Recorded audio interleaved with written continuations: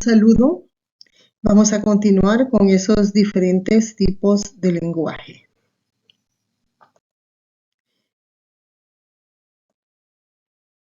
Dentro de los diferentes tipos de lenguaje tenemos el lenguaje mímico, el lenguaje oral y el lenguaje escrito. Lo he dividido en tres partes para que vayamos viendo cada uno de ellos. Y en la primera parte vamos a ver estos tres que acabo de mencionar. ¿En qué consiste el lenguaje mímico? Toda persona emplea la mímica para comunicar sus ideas, sus emociones y sus deseos. Es más, nosotros cuando sentimos aprecio por alguien, dibujamos, ¿verdad? Un corazoncito con nuestras manos o decimos que lanzamos un beso, etcétera.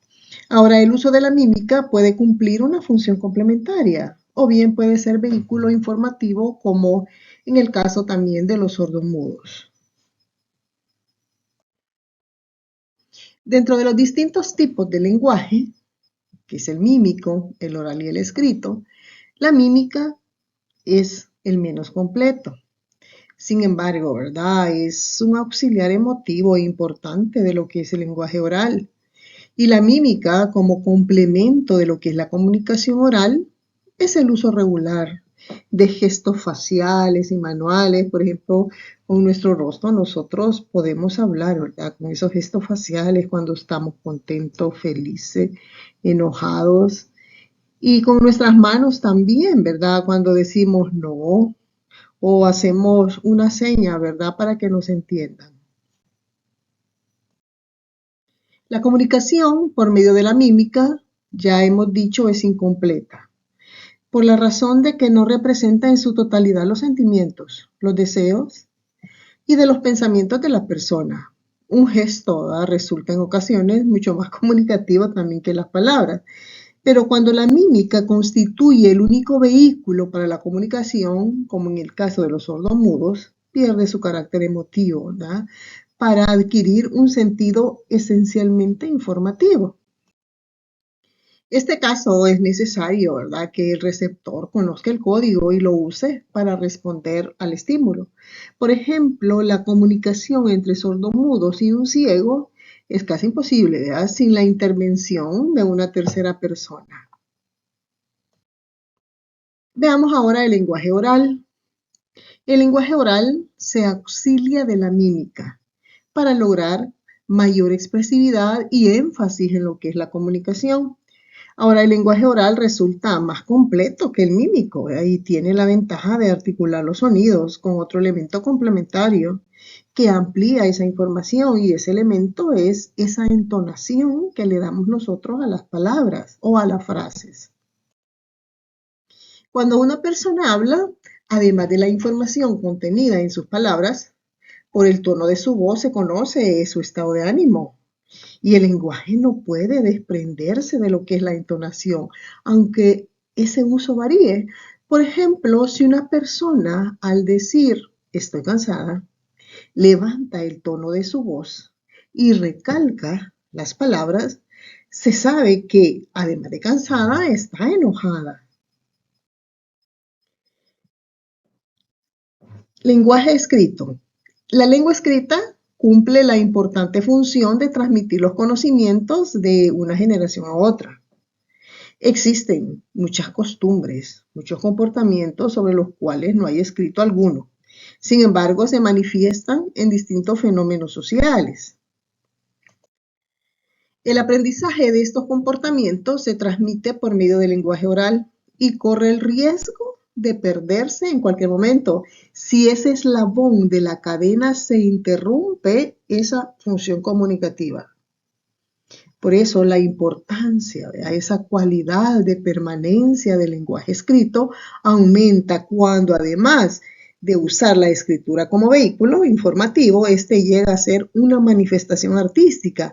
Tal es el caso de la literatura. Estudiosos han considerado el lenguaje oral como un canal idóneo para la expresión poética, debido al papel que desempeñan esos gestos y esa entonación. Por otra parte, hay quienes consideran la escritura como la forma de expresión más completa, gracias a que por medio de lo escrito hay permanencia en el tiempo y en el espacio. Estos argumentos se han debilitado con el actual avance tecnológico en el campo audiovisual, que permite no solo, ¿verdad?, el registro de la imagen y del sonido, sino también su almacenamiento y por tanto su permanencia. El lenguaje oral y el lenguaje escrito son igualmente importantes y completos. Ambos tienen ventajas y a la vez desventajas. De ahí que los factores decisivos para elegir el más adecuado en el proceso comunicativo sean, primero, el destino del mensaje, el propósito de este y la clase de auditorio al que se va a dirigir. Veamos ciertas características del lenguaje mímico, del oral y el escrito. En la comunicación cotidiana, el lenguaje oral es momentáneo, es fugaz y puede manifestarse, ¿verdad?, una mayor carga emocional que el escrito. A fin de asegurar la recepción del mensaje, la articulación y la selección de palabras en el lenguaje son distintas, ¿verdad?, a lo que es el lenguaje oral. Así lo exige el hecho, ¿verdad?, de que uno se capta con la vista y el otro con el sistema auditivo. Ese acto comunicativo, el lenguaje oral, exige con frecuencia una mayor variedad de signos lingüísticos, ¿verdad?, que lo que es el lenguaje escrito. La lengua hablada es mucho más repetitiva que la escrita. Nosotros muchas veces cuando nos expresamos repetimos muchas veces las mismas palabras, ¿verdad?, y a veces se utiliza mayor cantidad de palabras en la lengua oral que en la escrita para expresar una misma idea.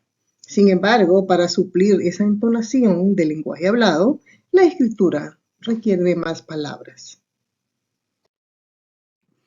La construcción gramatical del lenguaje escrito necesita más cuidado que el lenguaje oral. La escritura usa con más frecuencia las conjunciones, ¿verdad?, para articular ideas, en tanto que el lenguaje hablado puede auxiliarse de la mímica, de la entonación y de las pausas con el mismo objeto. Veamos otros tipos de lenguaje. Dentro de estos tenemos el informativo, el expresivo y el directivo. Veamos en qué consiste cada uno de ellos. El lenguaje informativo, el hombre le da múltiples usos al lenguaje, ¿verdad?, y los más frecuentes y comunes son los usos informativos, expresivos y directivos. Las personas, ¿verdad?, se valen de ese lenguaje para poder manifestar sus pensamientos. Ya veíamos anteriormente esos deseos que siente la persona, esas emociones, y por ello su contenido va a depender del propósito que se persiga en la comunicación. Cuando se emplea el lenguaje con fines informativos, donde el contenido se refiere a pensamientos o emociones, pero con la idea de informar acerca de la persona o de sucesos ambientales, la formulación de las proposiciones deben de ser siempre bien precisas. Nótese, ¿verdad?, que el contenido de las siguientes proposiciones es muy variable. Sin embargo, la función del lenguaje en toda ella es informativa. Y aquí tenemos 3 ejemplos. El primero dice, la administración pública es un instrumento de cambio importante dentro del sistema público. Veamos. Es bien directa esas proposiciones, ¿verdad? Es una información que están dando y es muy claro. Ahora, el siguiente ejemplo, el análisis de la opinión pública presupone el conocimiento de fenómenos persuasivos.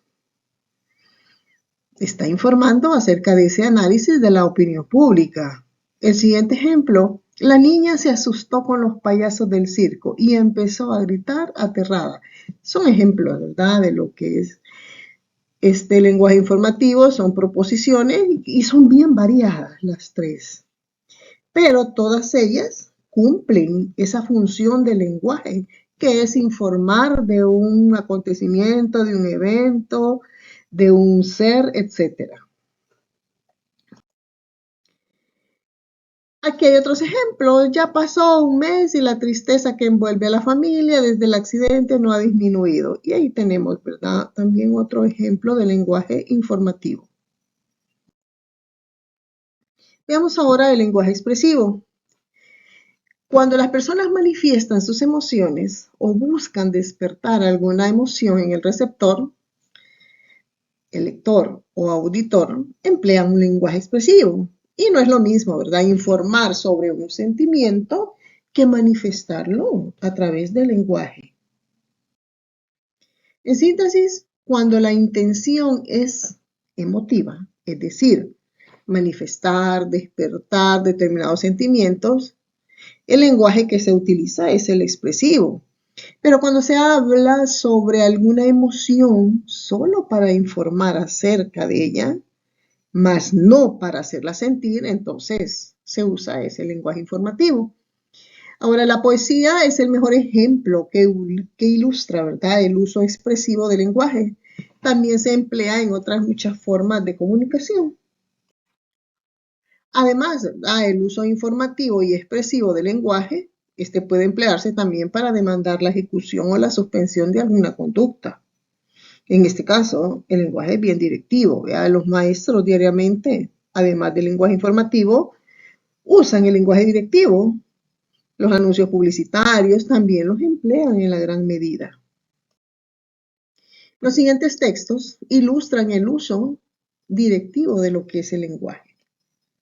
Piensa bien lo que vas a decir. Puedes lamentarlo después. Avísame antes de que te vayas a la escuela.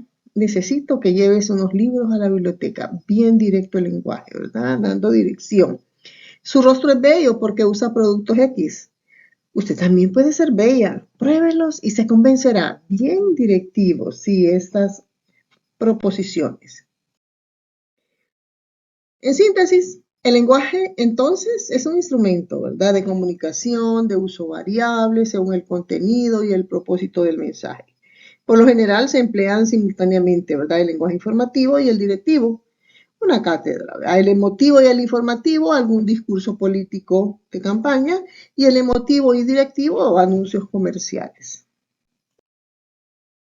Y veamos aquí, ¿verdad? El uso del lenguaje tenemos, ya veíamos, informativo, informa de hechos, expresivo, emociones, y directivo, mandatos.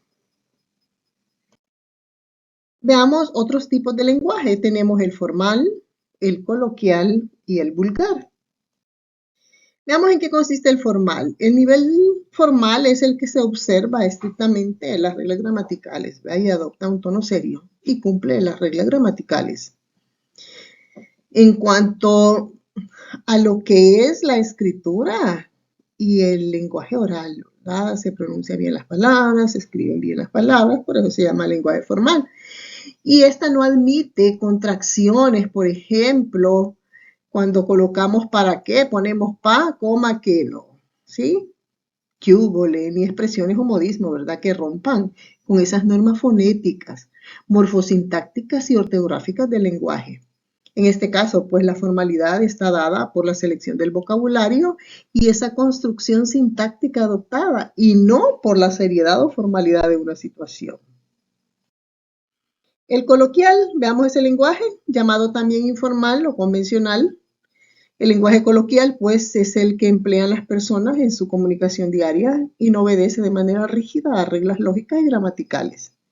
De acuerdo con Alfonso Reyes, el coloquio es aquel producto del lenguaje, material biológico, social, de vinculación concreta, en un idioma determinado, destinado a usos prácticos y caracterizado, ¿verdad?, por su actual indiferencia para el valor fonético y el estilístico, que admite sustituciones ilimitadas dentro de lo que es el sentido común. Este lenguaje, este coloquial, se caracteriza por el uso de construcciones sintácticas demasiado simples, poca riqueza de vocabulario, uso de barbarismos, neologismos y otras faltas a las reglas de la lengua. Y la incorrección, tanto lógica como gramatical, del lenguaje coloquial es producto del uso diario y común de la lengua, que permite cambios fonéticos y gráficos sin alterar su significado. Las personas se lamentan con frecuencia de no entenderse y es muy común oír entre los amigos que uno le diga al otro, no me has entendido, ¿sí? O no te he entendido lo que tú me has dicho. Muchas veces esto es un problema del emisor y no del receptor. La expresión no se entiende porque las deficiencias lógicas y gramaticales oscurecen esa conversación. Sería absurdo, ¿verdad? Y poco práctico que para hacerse entender en la comunicación diaria e informal la persona recurriera al lenguaje formal.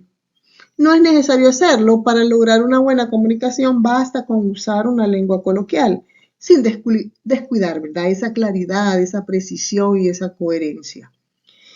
Ejemplo de lenguaje coloquial se tienen en las actividades diarias y en todas partes donde exista una conversación.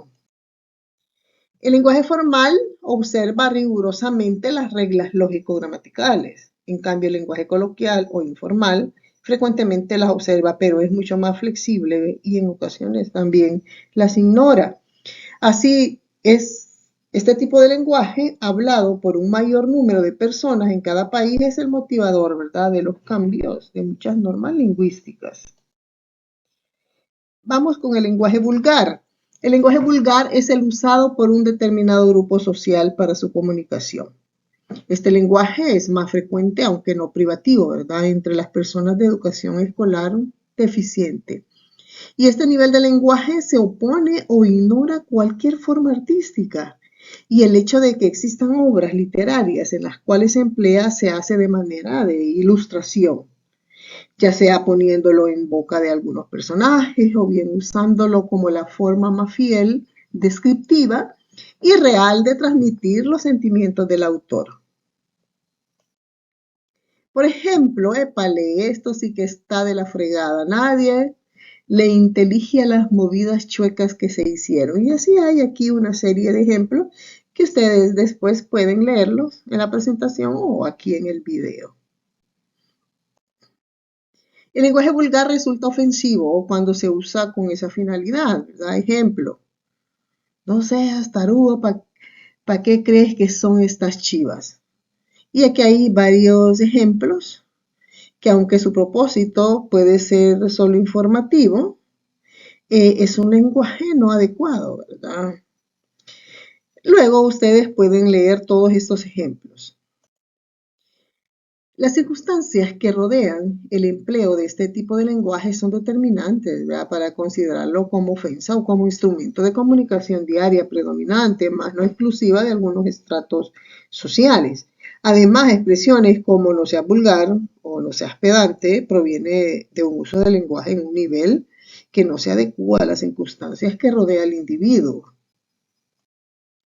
Por ejemplo, tanto para fines artísticos como para fines informativos, el siguiente uso es totalmente inadecuado, ¿verdad? Todo pueden leer ustedes esto, ¿verdad? Entonces, no es adecuado.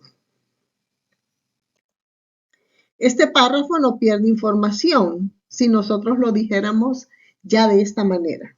El párrafo anterior lo podemos traducir y decirlo de esta manera, ¿verdad? Velador, corra a tocar la campana antes de que el fuego acabe con mi pobre casa.